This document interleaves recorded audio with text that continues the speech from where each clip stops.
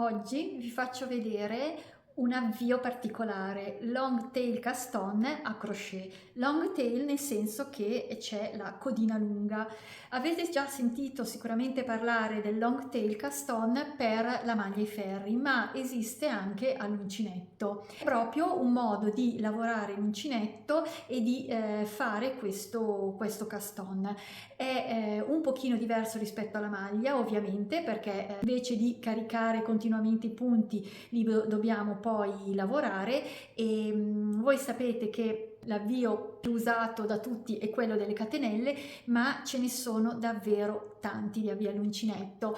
Ve ne ho già fatti vedere sul canale, ne trovate alcuni. Questo non ve l'avevo mai fatto vedere, tra pochi minuti c'è il tutorial. Mi piace condividere perché comunque, anche se non viene usato spesso, è bene sapere cosa c'è, come si sviluppa, quanto è elastico, come rimane lavorando la seconda riga il bordino, e appunto conoscere tutti questo tipo di avvio ci può aiutare a scegliere quello corretto per le nostre lavorazioni. Quindi fatemi sapere cosa ne pensate, se lo conoscevate. A presto, conta con me!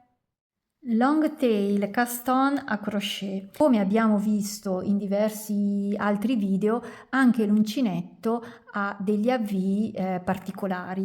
Forse sono meno conosciuti rispetto alla maglia e viene utilizzato sempre quello classico con le catenelle, ma noi sappiamo benissimo che ce ne sono davvero di tanti tipi. Ora vi faccio vedere questo. Quindi dovete avere il filo lungo, diciamo 4 volte circa rispetto alla lunghezza del lavoro, cioè alla lunghezza dell'avvio. Io ovviamente faccio una codina non troppo lunga perché vi faccio vedere un pezzetto, voi dipende da quanto dovete farlo.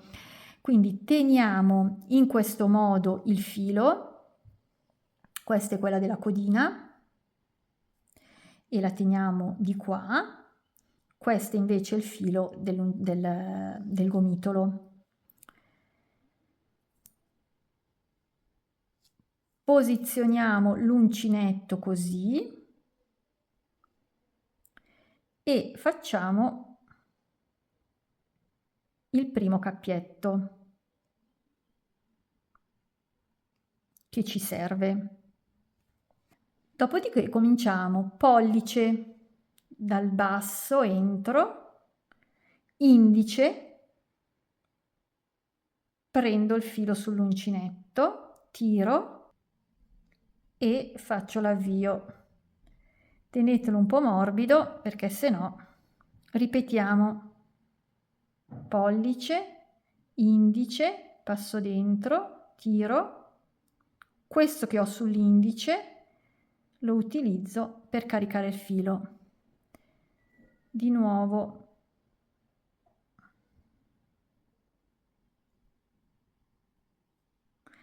è molto simile al caston della maglia, però poi noi dobbiamo lavorarle, perché ovviamente noi non possiamo tenere tutti gli anelli, no?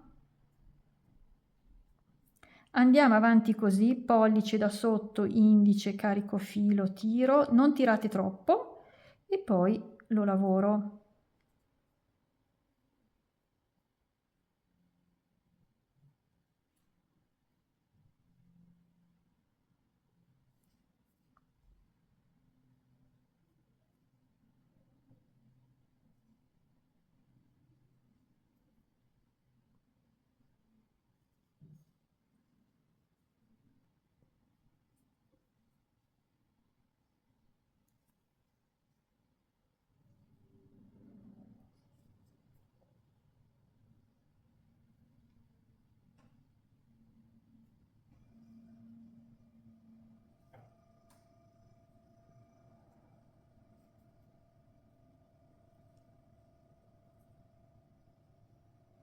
E andiamo avanti quanto ci serve.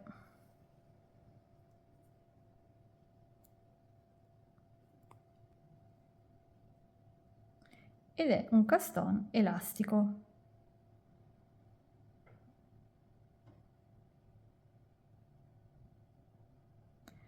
Una volta che siamo qua, possiamo proseguire con la nostra lavorazione. Possiamo lavorare le maglie basse, in costa dietro, oppure possiamo lavorare prendendo tutte e due le coste, se è la nostra lavorazione classica, vedete? Io sono abituata a lavorare in costa dietro e quindi prendo sempre la costa dietro, però funziona in entrambi i casi perché qua abbiamo delle belle V che possiamo gestire come ci pare e piace. E questo è un caston davvero molto elastico.